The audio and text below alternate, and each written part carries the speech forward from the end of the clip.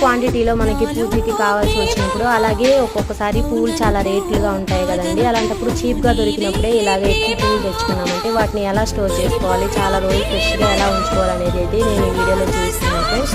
ఇక్కడ ఒక కంటైనర్ తీసుకుని అడుగున పేపర్ తోటి కవర్ చేసుకుని, అలాగే సైడ్లలో కూడా పేపర్ తోటి ఫుల్గా కవర్ చేసుకొని తర్వాత అందులో పువ్వులు అయితే వేసుకోవాలండి. నేను వీడియోలో చూపించిన విధంగా అయితే చేసుకోండి ఫ్రెండ్స్. ఇలా చేయడం వల్ల పువ్వులు అయితే దగ్గరగా 10 రోజుల నుంచి 20 రోజుల వరకు అయితే చాలా ఫ్రెష్గా ఉంటాయండి. నేను చాలా రోజుల నుంచి ఈ టిప్పే ఫాలో అవుతున్నాను ఫ్రెండ్స్. ఈ విధంగా అయితే మీరు చేసినట్లయితే పైన మరొక పేపర్ తోటి క్లోజ్ చేసుకొని మూత పెట్టుకున్నట్లయితే ఫ్రిడ్జ్లో ఒక్కొక్కసారి ఎక్కువ కూలింగ్ వచ్చినప్పుడు కూడా పువ్వులు చెడిపోతాయి కదండి. ఈ విధంగా చేసినట్లయితే పువ్వులు చెడిపోకుండా ఫ్రెష్గా ఉంటాయండి. ఇక్కడైతే ఈ వీడియోలో చూడండి ఫ్రెండ్స్, నేను ఈ పువ్వులు అయితే వినాయక చవితికి ముందు తీసుకున్నవండి. చూసారా ఇప్పటి వరకు కూడా ఎంత ఫ్రెష్గా ఉన్నాయో. నా వీడియో కనుక మీకు యూస్ అనిపిస్తే తప్పకుండా సబ్స్క్రైబ్